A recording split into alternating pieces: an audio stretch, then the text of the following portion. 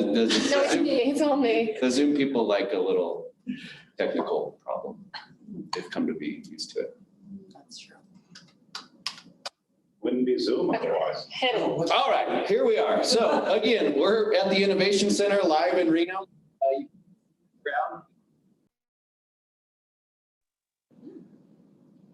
Told you, Larry, cursed it.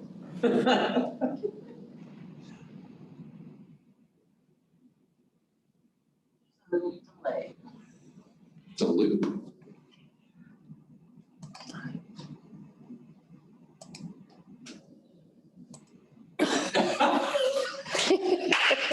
It's nice to hear it a second Get to hear the jokes twice. Worth the price of admission. It's a groundhog event, over and over again. Yep, we're gonna hear this too. It's a groundhog event. Off screen. This is a new issue. Yeah. This is.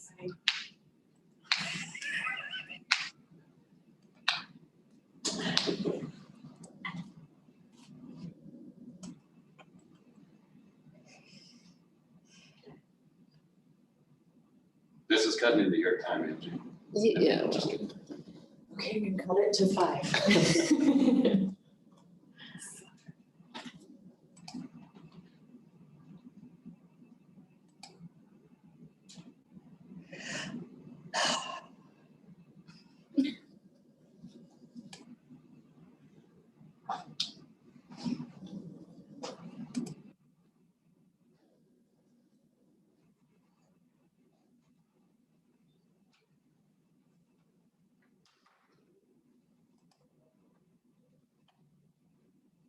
Again.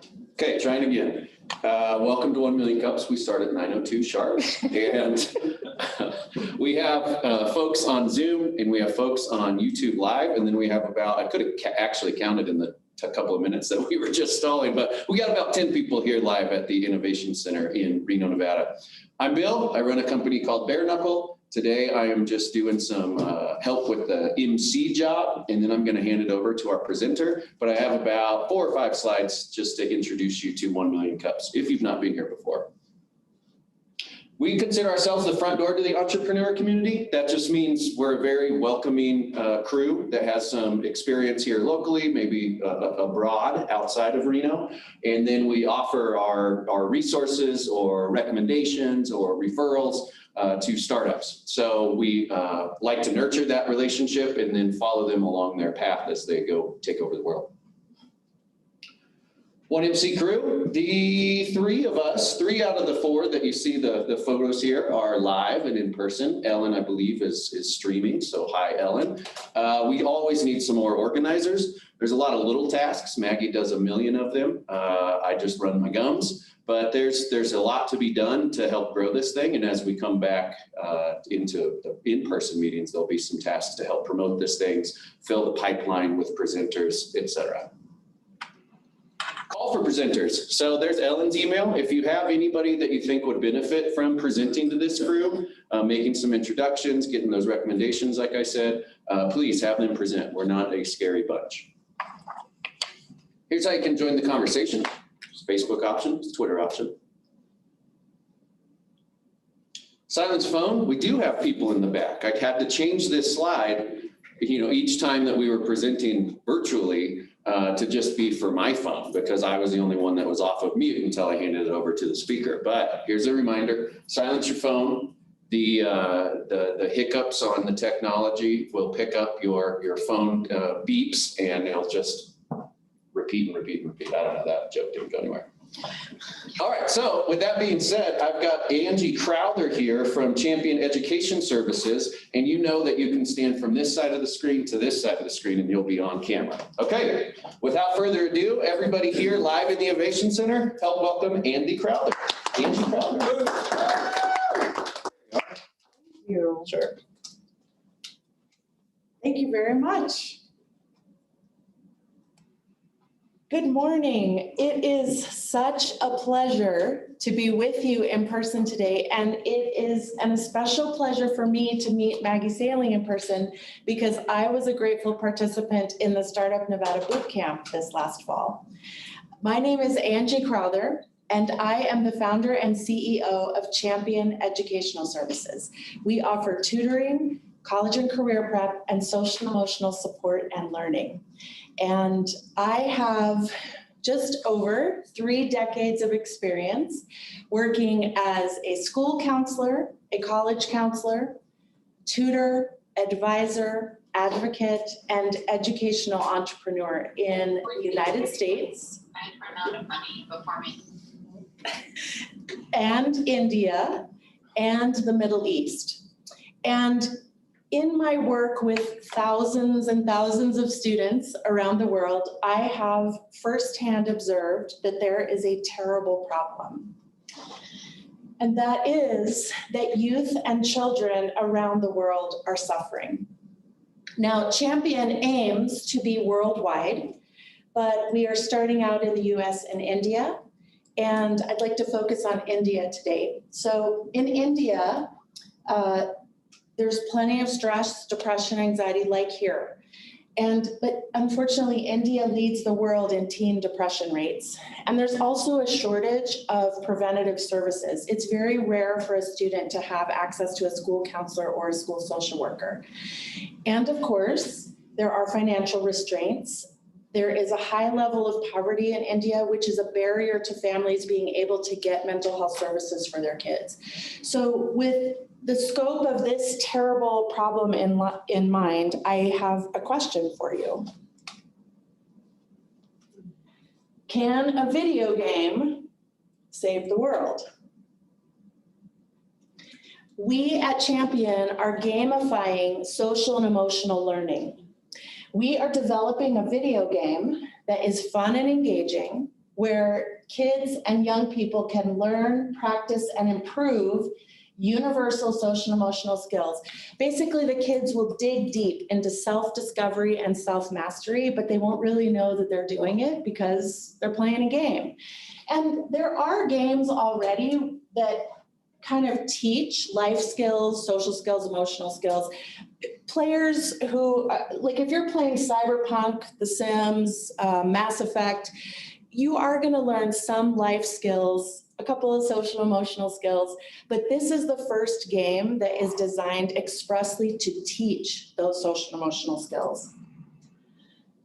Is anybody else offering this? Let's look at educational companies. We looked at 5 other companies. The top 3 are in the US and the bottom 2 are in India. As you can see, there is a flood of college and career prep companies. This is mostly GRE, GMAT, SAT prep, but no one is offering social and emotional support and learning.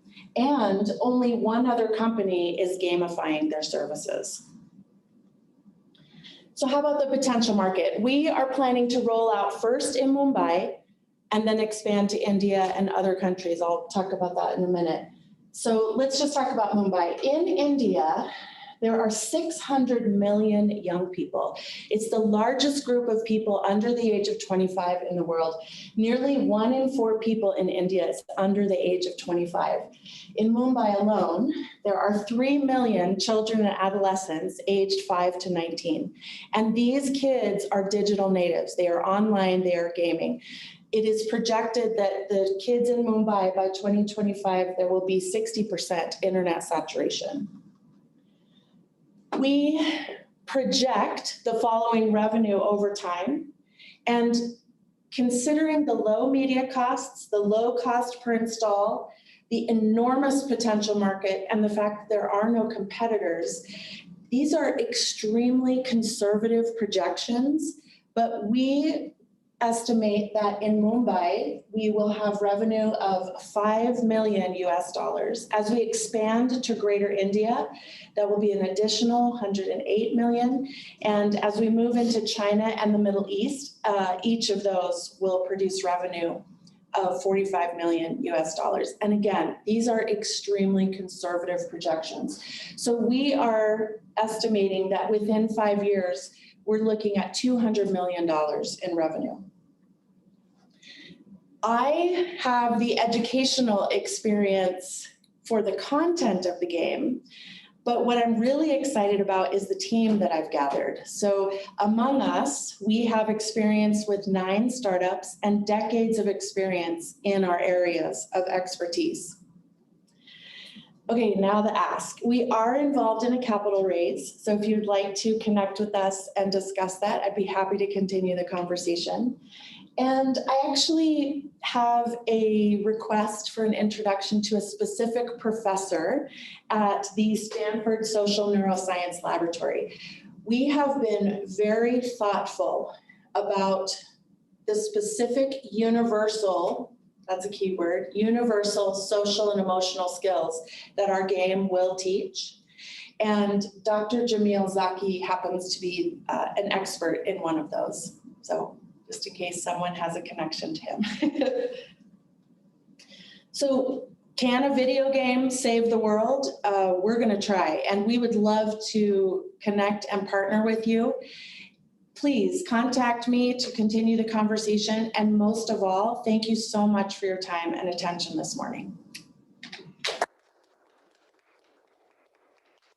All right, imagine you're going to stay up here on the hot seat, but I'll just get on the screen for a second. So we have a microphone that Maggie just placed behind her. So if you speak nice and loud, we'll be able to hear your questions. And then if you just stay where you are, we'll be able to hear your answers. Great. I have a first one. You told us what we could do for you. Just give us an idea of, I don't know, 5 minutes of the game.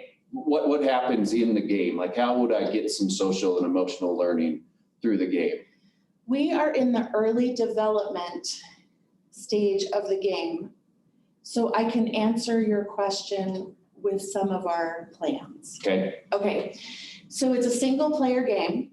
So in the setting that we have created, or we have the idea to create, the student will, excuse me for saying student, the child or young person will explore. There will be little modules where they can learn concepts like anything from the importance of sleep to healthy boundaries in friendships. But it's mostly going to be an exploring a world and then going through challenges. Things like, if I treat this person a certain way and I need them later to work with me on a team, how I acted towards that person has consequences later. Okay. So if I'm nice to them, oh, they want to work with me later. If I shun them or say something mean to them, then later I can't accomplish the task. Things like that. Okay, fantastic. Thank you. I'm going to step off the screen. Anybody with any questions, just shout them out. Yes, please. I'm intrigued by your decision to go to Mumbai first. Because if I were developing this game, I would want to watch people playing prototypes and being able to modify it to make sure it's fun and that they're learning and all that. And it seems like rolling out in India would make that incredibly difficult. Because I'm not there, you mean? Yeah. It would be easier to do it like. Yeah, if you want to watch Yes. people play prototypes and see whether they're actually having fun or actually learning, it seems like the user testing would be easier where you are. So my response to that is, it may sound a little weird, but I actually have more connections to do that in Mumbai. And that's because of our experience living there. The connections that we have in building the game, in education in Mumbai, and in ed tech. And we're very connected because of, this. So that's the reason that I did that. What are you, do you mind, am I allowed to ask questions back? Yeah, tell I me. used to teach serious game design. Yeah, tell me. And what we would ask the students to do would, you build a prototype and watch people play it, see if they're actually having fun, see if they're actually learning what you want them to learn, and then you do iterative prototyping. And it seems like if you're rolling it out, unless you have somebody doing usability testing that both understands the counseling that you understand and gameplay, it seems like user testing would be difficult if you're rolling it out over there. So what I'm getting from what you're saying is that I wish I was taking notes because I really love what you just said. So talk to me I need to afterwards. talk Let's to you do more. coffee sometime. And Yeah. it's recorded. Thank you. Yeah. I'm gonna actually kind of go off your question and say that is why I love my team so much, because you're exactly right. There is a lot about the specific game development that is new to me. I mean, just what you just said, my brain is going, oh, that's right. And then we could measure this. So I do trust my team to help me, but I would completely love to know what. Can I follow real quickly with another? This is more of a, have you heard of Quest to Learn School? No, I have not. It's a New York public school that teaches its entire curriculum through games. I may have heard of it. I'm sorry, but not enough to know about it. So thank you. Yeah, let's talk. Let's do coffee sometime. Yeah, thank you so much. Yes. Dan is online and he is a game designer himself. Oh, great. And so he's asking, which platforms are you looking to distribute your games on? Good question. I don't know. I would have to ask my people who are doing the game. He has a further comment. You Yes. can test with remote biometrics. You don't Oh. have to be at the location of the players. Focus groups have drastically changed, he says. So maybe we should connect you too. Yes, Okay. please. I'm gonna go again to the team, which is, so as I've transitioned out of the educational profession into corporate and entrepreneurship, wow, what a learning curve. And one thing that sticks out to me, really, I'm kind of like getting a business education by podcast. And I just remember someone saying who, not how, that it is so important for the entrepreneur, I need to know the basics of everything that's happening in the business, but the most important thing is to find the people who are expert and know how to do this.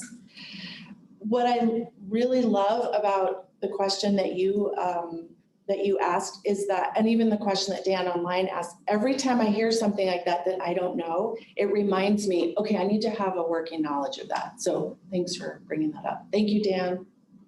Let's talk. I sent him your email. Oh, thanks. So when he was asking about platforms, what about in general? Is it on desktop or mobile or a little bit of both? Okay, I love that question because now we're talking about the vision of how this is going to go. So the reason that we chose SaaS for India instead of what we're doing in America, which is in-person, one-on-one, individualized tutoring and counseling, that kind of thing. Many people in India cannot afford to pay enough for us to be able to hire one person to deliver a service to one person. So what is happening in India is so many people have smartphones and they do purchase apps of $2 to $3 US.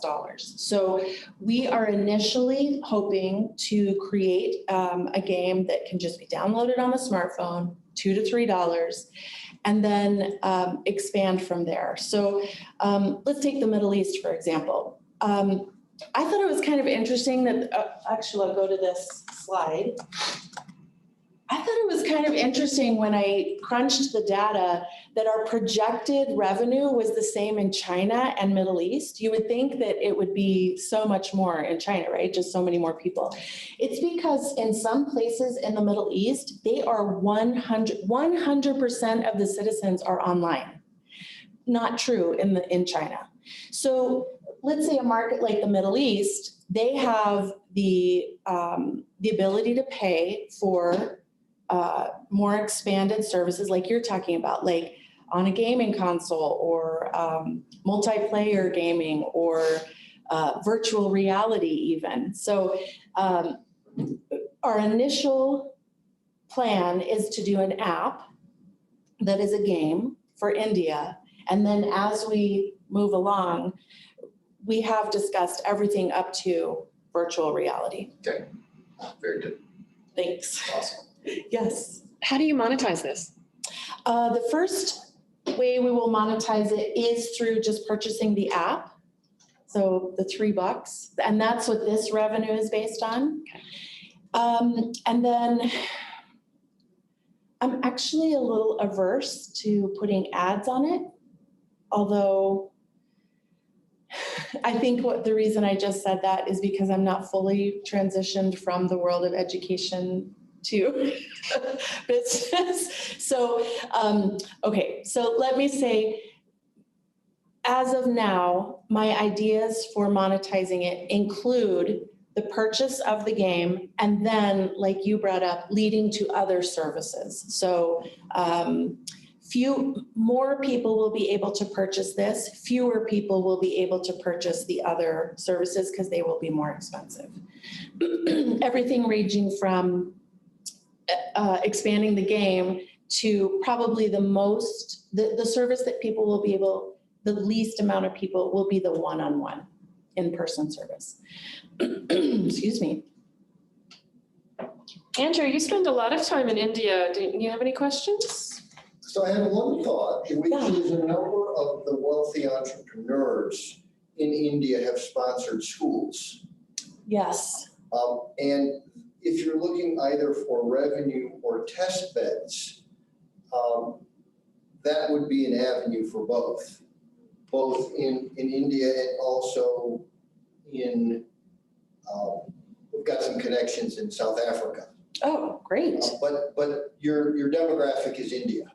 Yes. And that's and they appreciate education and have the scale. So yes. Yes. Most of the successful financial entrepreneurs in Mumbai are sponsoring schools in other states where they came from. And I visited some in Jaipur, for example. So those would be, that's an avenue if you're looking both for fundraising and testing that I would look at. The key will be your ability to convince them that the results matter. And that's Which goes to what you were saying. Yeah, that's the part that the vision is beautiful, but they're going to want to see that it helps esteem or learning or love of learning in some fashion. And you're bringing up a point that we have discussed from the very beginning and is going to be, I'm going to actually bring up kind of a controversial topic because it's something that is very important to our company and that we're wrestling with. This is not about bringing American social and emotional skills to other countries. So, when I was a school counselor, I may have given a presentation on something like, if you have a job interview or a college admissions interview, how do you dress? You look in the eye, you want to be very confident but not braggy, right? Those are very culturally specific values. So I would prefer not to say the specifics, but we are going to concentrate on only 2 social emotional skills. That's it.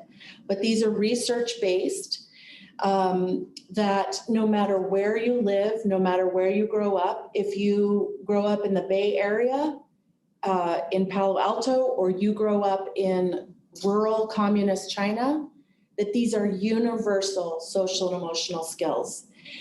And I think that goes to what you were saying and to what you were saying, and Dan, that the key will be, how are we measuring that is effective? And also, how are we communicating as a company to someone in another country that this really is universal? So every baby born will need these particular skills.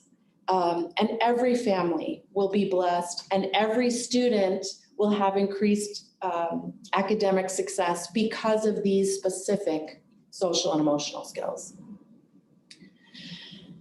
And I love your idea about connecting with,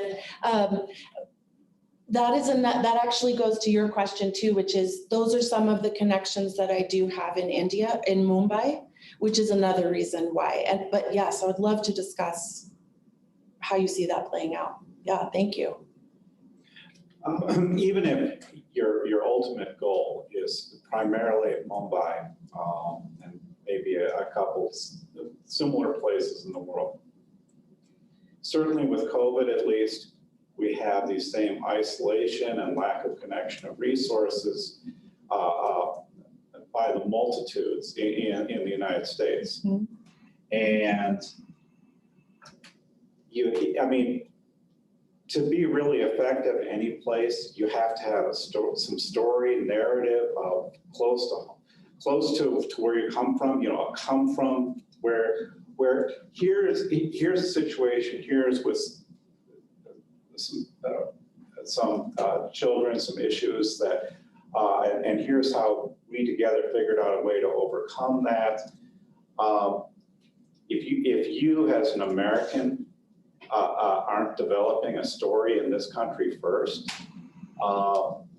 what story are you going to have for people in Mumbai or wherever? This was an exact meeting we had. Yeah, this was something that we hashed through because we thought, so the answer or the response to that is, you're exactly right. So we even thought of things like, well, if we wanted to make it very familiar to someone, that's tough to do because in 5 years, what's familiar to them may change, right? Like if we wanted to set it in a certain city, maybe that building got knocked down or now there's a new through, right? Like at every level, if we want to make it familiar. So this kind of, again, I don't want to talk about it too much at this point, but we came to another idea based on that discussion. I agree with you. So in other words, going back to that theme of universal, we are creating a game that, again, no matter where you live, so if you live in Mumbai or you live in Topeka, Kansas, the setting of the game will not detract. It will not distract. It's not specific to a certain setting. This is my first time doing this, so I'm not sure how much to say. Yes. Angie, first and foremost, I just love your idea. I'm personally a huge advocate of mental health, and working in the social media space, really see how it's really a double-edged sword of how technology is affecting both our youth and us as functioning adults. I am always thinking the digital world, and I'm just wondering, especially knowing youth these days are getting a lot of their information on YouTube. One of my favorite YouTube shows that actually ended in the pandemic was a production under CNN called Great Big Story.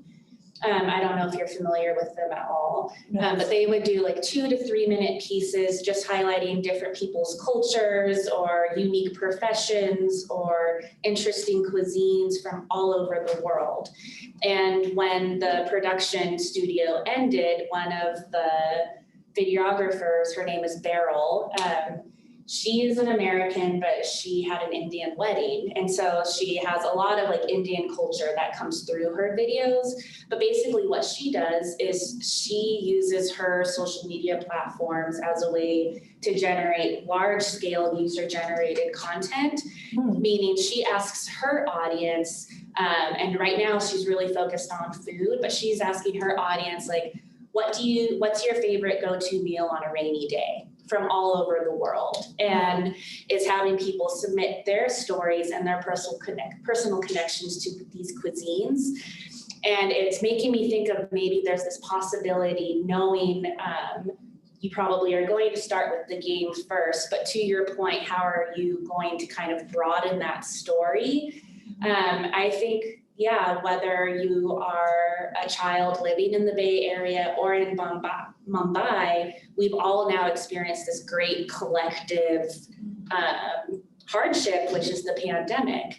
And I'm wondering, like, on the mental health side, if there's an opportunity to leverage these digital tools outside of your game to create an online community specifically meant for these kids, where they can like also share their experiences and just relate to each other. Yeah, whether they're in Palestine or South Africa, because I think what I really appreciate about Beryl's show is it really shows we're so much more alike than we are different.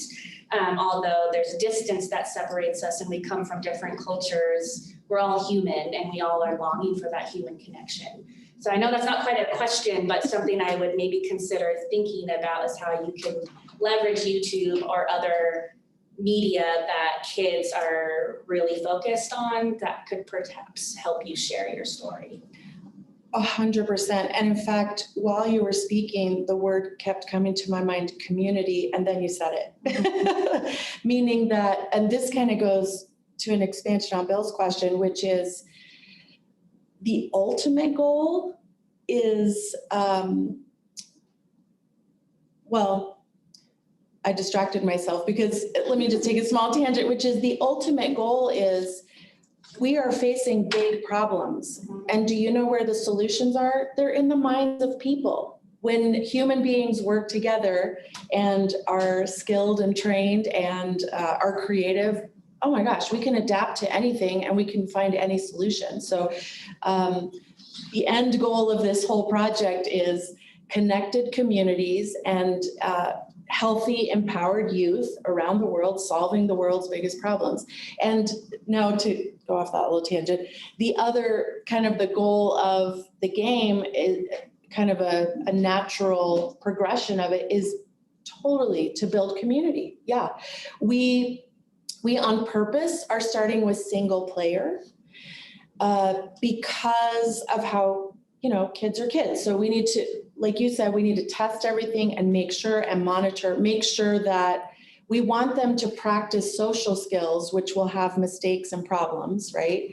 So we want it to start single player and then we want it to expand to multiplayer so they're actually interacting with each other. Another big, a huge need for community is the parents of the kids, right? Just worried, stressed. We were talking about how some parents have goals for their kids and put a lot of pressure on their kids to achieve those goals only because they don't know about the other options where the kid could achieve the same thing, which is a successful, happy life, but doesn't have to necessarily go through that path. Those kinds of discussions, parents need that. Like, it feels very isolating to be worried about your kid, a little bit of shame, a little bit of a ton of fear. So you're exactly right. Okay, so in answer to your question, app, game, VR, community. There we go. Wow. Yep. Yes. One other thing. So I wasn't exactly focusing on broad community. I was focusing on The actual you setting of you have to have identity story to share, go forward with. The other issue I'd bring up is, okay, within this country, if the entrepreneurs we have were fully backed, we could easily be living a lifestyle beyond that old cartoon, The Jetsons, and much more sustainably than the lifestyle we have. If people are always focusing on the people in the world who are last in line, what the result of, if you're successful, the result of your efforts is to make 7+ billion highly empowered consumers without developing the producers. That is a risk. And I also, okay, so I'm gonna bring up a topic that maybe we can talk about later because it is super fascinating and also a big topic. I like what you said about if we're focused on those who are last in line. Okay, I think there is sometimes a view maybe in the first world of, oh, let's reach out to the third world. There is a theory, an economic theory, actually created by an Indian economist called The Wealth at the Bottom of the Pyramid. And it talks about that true wealth can be created by respecting those who have the least amount of money as consumers, respecting them enough to offer high quality, low cost goods and services. So that's a topic. To respond to your comment about creating consumers, not producers, that's the beauty of having individuals with social and emotional skills. They are not just blank slates or empty cups to be filled with marketing and advertising to turn them into consumers. If they want to be consumers, they can. If they want to be producers, they can. If they have the emotional and social skills to, I guess, prevent what you're describing. And I saw, were there 2 comments? Yeah, I thought there were 2 hands raised. Yes? I'm gonna sort of steer us back to the business, Yes, please. because it's all I know. Great. Imagine you have a new building product. Imagine I have a new building product. Yeah, a revolutionary product that will help your house, Oh, Feedback. got it. okay? Yes. And Okay. the question is, how do you sell this building product? Do you put it on the shelf at Home Depot? Do you go and sell it to architects for new homes? Do you go and sell it to do-it-yourselfers for retrofit? Do you sell it to HOAs because it reduces the carbon footprint? Okay. Yes. And I'll just stop there. The challenge in many businesses is the distribution channel. Okay. Is the person who's going to use it the student, the same person who recommends it, and the same person who pays for it?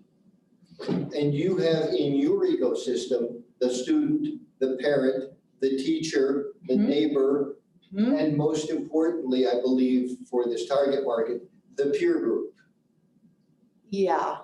Yes. And so as important as a compelling game, a better Betamax, is how you're going to get it to market. Because it's much easier to get lousy products to market than it is not to get great products to market. Lots of great products end up never getting anywhere. And this distribution channel, if you're targeting in India, what demographic, is this, and I would strongly suggest you get it down to something as specific as, in Mumbai, the children of people who earn X dollars in these kind of jobs, who go to these schools in these neighborhoods, in this peer group, because that's how it's going to catch on. And we don't know yet if the parents are going to pay, the students are going to pay, how is it going to catch fire? And without scale, it's a great solution that won't get you to your worthy goals. So I love that. Thank you so much. I think I just had a business class. Okay, so just a quick response to that, which actually goes with what Caitlin was saying. So the person who's paying for it, we anticipate, is the parent. okay. So that's a very important group. And another avenue we could take is schools, right? But we are not looking for schools, we are looking for the parent. So, I mean, we'd be open to a school who said, hey, I heard about this game. Right. Okay. But we are more targeting, like you said, the parent who's worried about their kid, or not worried, just wants their kid to have every opportunity. Okay, that has its own plan, right? But the community of the peers, that is so huge. Yes. So hopefully, I'm not personally a super cool person, but hopefully we associate with some cool influencer type people. Yeah, because you want the kids to tell each other about it, right? That, oh man, absolutely. So if that is your channel, Yes. then you need to come back to Larry's point, which Okay. is you have to convince the user, investor, parent, that whole community, that you have bridged the gap from the parent buying it to the student using it to the peers catching on. So That's the biggest risk in this. So in order for the parent to buy it, they're not going to buy it because it's cool. They're going to buy it because it works. They're going to buy it because, wow, over time, I saw my kid, all the things we talked about. They're a little more focused. I'm not saying this is the cure-all for everything. There is no cure-all. But if you have certain social and emotional skills, your whole life is better in a lot of ways, right? So it has to work, and then it has to be fun and cool, whatever that word means now, right? Like, that they would tell their friends about it. Yeah. So there is a model among us adults which has done very well Okay. along these lines. Noom. Noom. Noom. N-O-O-M. The dieting application. So Okay. there's a dieting component, but that's not how they started selling it. They started selling it by meeting your goals and the psychological gratification. And I've never seen, it is the most talked about app among a certain segment of our group. Okay, thank you. Because people are saying, hey, I feel better, I am achieving my It goals, works. I'm Yes. sleeping better. Mm. And it has components, as I understand it, around coaching that, you get the joy while you're reaching your goals. Yes. And that's a great model. Again, they've been very successful. This feels similarly, I think they've got a foundation. Thank you. They've mastered the psychological virality. Thank you so much. Yeah. This is the business model version of us having a story. In business, there's a gazillion terms and theories and all that you could get lost in. Yeah. But somewhere you need a story. Just maybe start yourself. Where did, in you with games, where did you have an aha moment that hey, there's something here that I want to something in particular I want to share? By the way, you are touching on something. There was a whole session on this at the Startup Nevada Boot Camp. Yeah, story. You're exactly right. So I think we're all actually kind of saying the same thing. Okay, yes, tell me. Game development and the innovation development in human-centered design world, the more tightly you can define who you're developing for. Not, I'm trying to change the world and everybody's going to use my thing, but as he described, this person who's the child of this person who has this need, and you even give them a persona and name. It helps in the development pipeline. You know exactly who you're developing for and the reaction you're looking for from them. And it also gives you the market you can target for your product. So you know who to message and how to message them and what story to give to them. It all overlaps. Diffusion of innovation, business development, and game development. They all come together, and the more tightly you can define the specific people you're trying to develop for, and not only what social and emotional reaction you want from the growth, but also how you're going to know that they find it's fun and tell their neighbor it's so fun. Yes. That they're not going to only grow from it. They're going to tell all their friends that they must play this game. That's the goal right there. So we're all kind of saying the same thing. Is that there's a story that develops from it, and it's the targeting of the business, which brings you to your marketing, but it also makes sure if it starts from the ground up, it makes sure the game actually is fun and achieves what you need it to go, because you know exactly the person you're working for. They're on your team. So here's the challenge, right? I can have that person from Mumbai. That's not going to exactly be the same as the person in Greater India. That's definitely different from someone in China and different from the Middle East. So I would love to talk more about that. And you're shaking your head. I want to say one, that's why we're focused so much on what the universal is, not of the potential customer, like you said, but the universal of what will actually work. Okay, tell me, The first 1 million customers are the hardest. okay, okay, All beautiful vision. It's all in your model, as you described. It's all about getting your first 1 million users in. okay, Don't worry about the Middle East. okay, And anytime someone says it, you as CEO say, great idea, distraction right now. Come back after the first 1 million users. I love it. And you're gonna get all these wonderful ideas, put them in the parking lot. The first 1 million customers are the hardest. Okay. And that's Mumbai. If you're not trying to change the world, it's not worth doing, right? But Yes. you change the world one person at a time, and you got to take the steps. So, yes, keep the vision of changing the world and say, I'm changing the world by nudging this small group of people today, and they're the ones I'm focusing on. And then as I grow, I can scale it these other ways. But I think, again, we're saying kind of the same thing. Thank you so much. Yeah, and I'm so glad this is recorded. I'm going to throw one last thing at you, and then I'm going to come up there and let you off the hot seat. Thank you. And wrap us all up. Okay. Just digesting what everybody was saying and getting this thing to be cool so the kids share it. I'll just give you one experience that I had working on an app a few years ago. Okay. This app was to limit kids' screen time. The parents were tired of being the bad guy, and the parents were talking amongst themselves. What do? Do you just give them 5 minutes? What do you do this? Do you do that? Well, they decided that they could link that with learning some hard skills. You do 10 minutes of math, you get 10 minutes of screen time. This is what the app did. My job was to come up with the persuasive marketing language around that was great, and the parents weren't the bad guy anymore.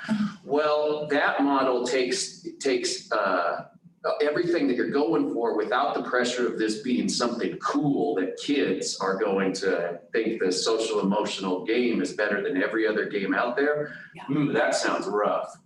But kind of making them do it, you get the extra, thing that you're really after by doing 10, 20 minutes of this game. Yeah. And that's another little thing in there that the parents, the therapists, the teachers, they could all get behind it and say, hey, one of the reasons that we're having social emotional issues is because they're buried in their devices all day.